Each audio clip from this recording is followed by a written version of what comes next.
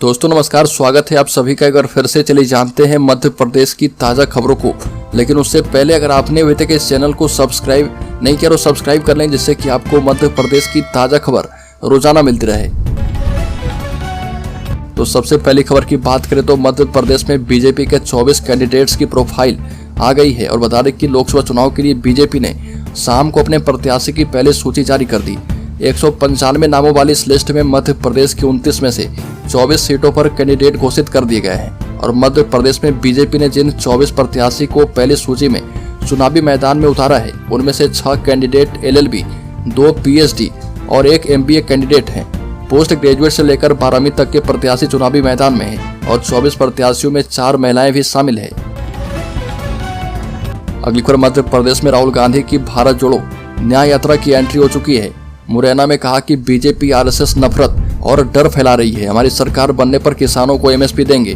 कांग्रेस नेता राहुल गांधी की भारत जोड़ो न्याय यात्रा मध्य प्रदेश में एंट्री कर गई है। राजस्थान के धौलपुर से मुरैना जिले की सीमा में पहुंची है और मुरैना के डॉक्टर भीमराव अंबेडकर स्टेडियम में सभा को संबोधित करते हुए राहुल गांधी ने कहा कि बीजेपी और RSS देश में नफरत, हिंसा और डर फैला रही है। और राहुल गांधी ने कहा कि देश में अलग अलग तरह के अन्याय किए जा रहे हैं, इसलिए हमने अपनी इस यात्रा में न्याय शब्द जोड़ा है। राहुल गांधी ने कहा कि देश में कांग्रेस की सरकार बनने पर किसानों को लीगल MSP दी जाएगी। अगली खबर, हनी ट्रैप मामले में पूर्व मुख्यमंत्री कमलनाथ को बड़ी राहत।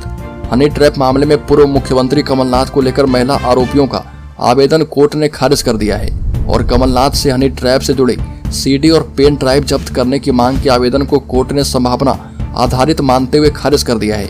पिछले महीने इस आवेदन को लेकर सुनवाई की गई थी। कोर्ट का कहना था कि अब तक कमलनाथ से पुलिस या फिर SIT ने कोई CD, पेन ड्राइव अब तक जब्त नहीं की है, ना ही पुलिस ने ऐसी कोई जानकारी दी है, तो फिर जांच के आदेश कैसे दिए जा सकते हैं। अगली खबर, बीजेपी ने लोकसभा चुनाव के लिए पहली सूची जारी की और इसमें भोपाल से आलोक शर्मा, जबलपुर से आशीष दुबे, ग्वालियर से भरत सिंह कुशवाहा, सागर जिले से डॉक्टर लता बानखेड़े, गुना से ज्योतिरादित्य सिंधिया और होशंगाबाद से दर्शन सिंह चौधरी को टिकट मिला है। एक और बड़ी खबर, मध्य प्रदेश के शेयर धारकों के लिए बड़ी खबर सामने आई है। शेयर बाजार में अचानक भयंकर गिरावट। बता दें कि शेयर बाजार में एक बार फिर से बड़ी गिरावट देखने को मिल रही है और दोनों इंडेक्स सेंसेक्स और निफ्टी मामूली बढ़त के साथ हरे निशान पर ओपन हुए थे, लेकिन कुछ ही देर की कारोबार में धड़ाम हो गए। शेयर मार्केट में अचानक आई इस बड़ी गिरावट के बीच जहां रिलायंस इंडस्ट्रीज, टाटा ग्रुप की कंपनियां, विप्रो और ऑटो दिग्गज मारुति सुजुकी जैसी लार्ज कैप कंपनियों के शेयर लाल निशान पर कारोबार कर रहे थे, वहीं फिनटेक फर्म पेटीएम के शेयरों में एक बार फिर से लोअर सर्किट लग गया है और इस गिरावट के बाद पेटीएम शेयर 4.99% फिसल कर 406 रुपए पर आ गया है।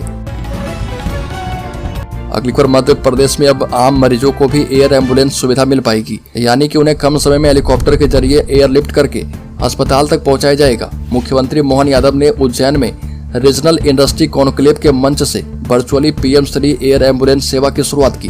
अगली बार बीजेपी ने लोकसभा प्रत्याशी की लिस्ट जारी की है, जिसमें मुरैना से शिवमंगल सिंह को टिकट दिया गया है, बैतूल से दुर्गादास उइके को, विदिशा से शिवराज सिंह चौहान को, राजगढ़ से रोडमल नागर को टिकट मिला है, देवास से महेंद्र सोलंकी, मंदसौर से सुधीर गुप्ता, रतलाम जिले से अनीता नागर सिंह चौहान को टिकट दिया गया है। तो दोस्तों, खबरों में और भी आगे बढ़े उससे पहले मैं आपको जानकारी दे दूं कि इस चैनल पर हर दिन एक गिव अवे क्वेश्चन पूछा जा रहा है और ये अगले 30 दिनों तक चलने वाला है। तो आप चैनल को सब्सक्राइब करके बेल आइकॉन, वीडियो की नोटिफिकेशन पाने के लिए दबा लें। जो सब्सक्राइबर 30 दिनों में सबसे पहले और ज्यादा उत्तर देंगे, उन्हें इस चैनल की तरफ से 1001 रुपए गिव अवे के तौर पर दिया जाएगा। तो इस क्विज सीरीज का 18वां सवाल है कि भारत कितने देशों के साथ सीमा साझा करता है। इसमें पहला ऑप्शन है 25 देशों के साथ, दूसरा ऑप्शन है 13 देशों के साथ, तीसरा ऑप्शन है 7 देशों के साथ और चौथा ऑप्शन है 12 देशों के साथ। तो जल्दी से इसका सही जवाब कमेंट बॉक्स में आप दीजिए और शामिल हो जाइए 3 लाख के सब्सक्राइबर में, जिन्हें 1001 रुपए गिव अवे के तौर पर दिया जाएगा। तो चलिए फिर से बढ़ते हैं खबरों की ओर। अगली खबर, 100 देने से मना नहीं कर पाएंगे अब निजी अस्पताल। मध्य प्रदेश में नई गाइडलाइन लागू, बिल बकाया तब भी निःशुल्क वाहन से पहुंचानी होगी डेड बॉडी। प्राइवेट हॉस्पिटल संचालक अब इलाज के दौरान मरीज की मौत होने पर बकाया बिल की वसूली के लिए डेड बॉडी देने से मना नहीं कर पाएंगे, उन्हें 100 परिजन के सुपुर्द करना ही होगा। इतना ही नहीं, मृतक के परिजन की आवश्यकता को समझते हुए संबंधित नगरीय निकाय से कोऑर्डिनेट करके निःशुल्क 100 वाहन मुहैया करवाने की जिम्मेदारी भी हॉस्पिटल संचालक की जाएगी और ये व्यवस्था की गई है। और उन्होंने इसके लिए डेड बॉडी मैनेजमेंट गाइडलाइन जारी की है और गाइडलाइन राष्ट्रीय मानवाधिकार आयोग द्वारा बीते साल की गई सिफारिशों के आधार पर बनी है। बड़ी खबर राज्य के टीकमगढ़ जिले के ओरछा तहसील के कई गाँव में ओलों से गेहूं की फसल आड़ी हो गई। सरसों की फसल खेतों में या तो कटी रखी है या फिर कटने के लिए तैयार है। ऐसे में किसानों को गेहूं और सरसों के दाने की चमक कम हो जाएगी और इससे किसानों को कम भाव मिलेंगे। कृषि वैज्ञानिक डॉक्टर संजय सिंह के मुताबिक सरसों की फसल में 25% तक नुकसान अधिक हुआ है। गेहूं की फसल खेतों में बिछने से उत्पादन 8 से 12% कम हो जाएगा और गेहूं का दाना भी अब पतला हो जाएगा। जिले में 1,92,000 हेक्टेयर में गेहूं और 22,900 हेक्टेयर में सरसों की बोनी की गई है। अगली पर भाजपा की सूची के बाद अंदरूनी नाराजगी। गुना में भाजपा को केपी को साधना होगा और यहां पर यादव वोट की बड़ी संख्या है। भाजपा के 24 सीटों पर उम्मीदवार घोषित होने के बाद पार्टी में ही टिकटों को लेकर नाराजगी सामने आई है। जबलपुर लोकसभा से प्रदेश मंत्री आशीष दुबे को टिकट दिया गया। पूर्व मंत्री एवं भाजपा के वरिष्ठ विधायक अजय बिश्नोई ने इस पर कड़ी प्रतिक्रिया व्यक्त की है। बिश्नोई ने कहा कि भाजपा ने आशीष दुबे को लोकसभा का उम्मीदवार बनाया है। पार्टी के निर्णय का स्वागत है, हमें भूलना होगा कि हमारे चुनाव में आशीष दुबे ने पार्टी के विरोध में काम किया था और भाजपा को जिताना ही हमारा लक्ष्य है। वहीं गुना लोकसभा सीट में जहां पर ज्योतिरादित्य सिंधिया को टिकट दिया गया है, इस सीट के जातीय समीकरण को साधते हुए भाजपा को केपी यादव को मनाना होगा। अगली पर भाजपा के नेता एवं पूर्व मंत्री भारत सिंह कुशवाहा 3 महीने के अंदर एक बार फिर से चुनाव मैदान में उतारे गए हैं। दिसंबर में विधानसभा चुनाव हारने के बाद पार्टी ने उन्हें ग्वालियर लोकसभा क्षेत्र से प्रत्याशी बनाया है, जिसका मुख्य कारण जातीय समीकरण और संगठन में पकड़ के अलावा प्रदेश सरकार में मंत्री रहते प्रोजेक्ट को लेकर उनकी सक्रियता की अहम भूमिका है। मध्य प्रदेश विधानसभा अध्यक्ष नरेंद्र सिंह तोमर के करीबी भारत सिंह कुशवाहा के नाम का जब ऐलान किया गया तो भोपाल से ग्वालियर लौट रहे थे और टिकट फाइनल होने पर वो दतिया में मां पीताम्बरा मंदिर पहुंचे। अगली खबर राज्य में पूर्व मुख्यमंत्री शिवराज सिंह चौहान से मिले राज्य के मुख्यमंत्री डॉक्टर मोहन यादव। मुख्यमंत्री मोहन यादव ने देर शाम पूर्व मुख्यमंत्री शिवराज सिंह चौहान से मुलाकात की और बता दें कि बिरसा लोकसभा सीट से टिकट मिलने पर उत्साह की लहर है। मुख्यमंत्री मोहन यादव ने कहा कि शिवराज सिंह चौहान भाजपा के शुभंकर हैं। भगवान की कृपा से उन्हें जब भी मौका मिलता है वो और भी ज्यादा वोटों से चुनाव जीतते हैं। न सिर्फ बिरसा बल्कि प्रदेश और पूरे देश में उनकी भ्रमण की आवश्यकता है। अगली खबर मध्य प्रदेश में बारिश से राहत नहीं, ऑरेंज येलो अलर्ट जारी किया गया। 60 किलोमीटर स्पीड से चलेगी हवाएं। मध्य प्रदेश में किसानों को बारिश और ओलावृष्टि से राहत मिलती नजर नहीं आ रही है। स्थानीय मौसम कार्यालय की ओर से 24 घंटे के दौरान मध्य प्रदेश के कई हिस्सों में आंधी बारिश और ओले पड़ने का ऑरेंज अलर्ट जारी किया गया है। बीते 24 घंटे की बात करें तो राज्य में सबसे ज्यादा बारिश निवाड़ी जिले के ओरछा में 28 mm दर्ज की गई है और मौसम विभाग के मुताबिक साइक्लोनिक सर्कुलेशन के रूप में एक पश्चिमी विक्षोभ पश्चिमी हिमालय के समीपवर्ती इलाके पर मौजूद है। अगली खबर बीजेपी ने मध्य प्रदेश में लोकसभा चुनाव के उम्मीदवारों का ऐलान किया है।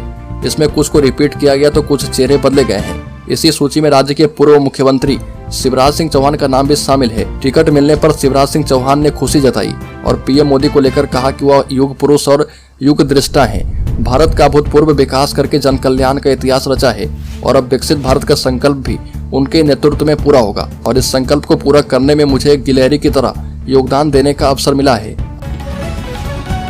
अगली खबर पंडित धीरेन्द्र कृष्ण शास्त्री ने पश्चिम बंगाल में हिंदुओं पर हो रहे अत्याचार पर तीखी टिप्पणी करते हुए कहा कि यह देश का दुर्भाग्य है। मानवता की पीड़ा जिसमें नहीं है वो मनुष्य कहलाने के लायक नहीं है। इसलिए इस दुर्भाग्य से बचने के लिए वहां की सरकार को जागकर मानवता की सोच के साथ निर्णय लेना चाहिए ताकि किसी के साथ भी कुकृत्य अत्याचार न हो। और बागेश्वर धाम के पीठाधीश्वर पंडित धीरेन्द्र कृष्ण शास्त्री ने कहा कि भारत को हिंदू राष्ट्र बनाने के लिए मठ मंदिरों के पुजारियों को आगे आकर शंखनाद करना चाहिए और विश्व में सनातन के लिए अमृत काल का समय है। अगली खबर सिंधिया का जलवा बरकरार, खुद को पटकने देने वाले केपी यादव का टिकट कटवा दिया। केंद्रीय मंत्री ज्योतिरादित्य सिंधिया जिन्होंने मध्य प्रदेश में ही बल्कि देश भर की राजनीति में अपना जलवा बरकरार रखा है। भाजपा हाईकमान में अपना राजनीतिक रसूख रखने वाले सिंधिया ने मध्य प्रदेश में एक बार फिर से अपनी राजनीतिक चमक दिखाई है और हाईकमान ने उन्हें गुना से टिकट दिया है।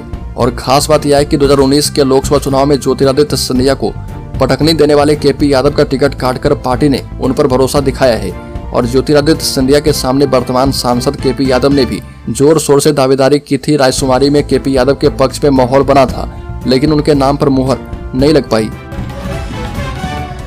अगली खबर ओबीसी आरक्षण मामले में अब 12 को होगी सुनवाई। हाईकोर्ट ने 13% पद होल्ड करने पर कही है बड़ी बात। मध्य प्रदेश हाईकोर्ट में सरकारी नौकरियों में ओबीसी आरक्षण से जुड़ी याचिकाओं पर अब 12 मार्च को सुनवाई होगी और शासन की ओर से कोर्ट को अवगत करवाया गया कि ओबीसी मामले को लेकर सुप्रीम कोर्ट में ट्रांसफर याचिकाओं पर 4 मार्च को सुनवाई होनी है और इसलिए इस मामले को उसके बाद की डेट में सुना जाए। इसके बाद जस्टिस सील नागू एवं जस्टिस विनय सराफ की खंडपीठ ने मामले पर सुनवाई स्थगित करके 12 मार्च को तय कर दिया है। बता दें कि शिक्षक भर्ती और सब इंजीनियर भर्ती में जुड़े मामले में संबंधित याचिकाकर्ताओं की ओर से कहा गया कि सरकार के द्वारा 13% पद होल्ड करने के कारण उनकी नियुक्ति नहीं हो पा रही है।